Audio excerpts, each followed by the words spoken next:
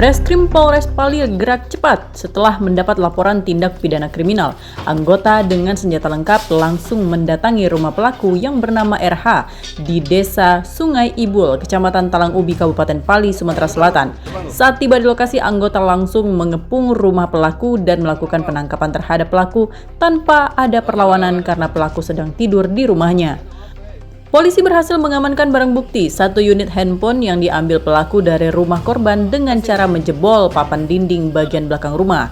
Kanit Pidum Polres Pali menyatakan penangkapan ini berdasarkan laporan dari korban dan pelaku memang sudah meresahkan masyarakat. Kronologis dari penangkapan pelaku pencurian dengan pemberatan sebagaimana dalam pasal 477 KUHP, yaitu berdasarkan informasi kami mengantongi tentang keberadaan pelaku yang pada saat itu pelaku sedang berada di rumahnya. Kemudian atas informasi tersebut kami pun langsung bergerak cepat untuk langsung menuju ke TKP, ke rumah kediaman pelaku.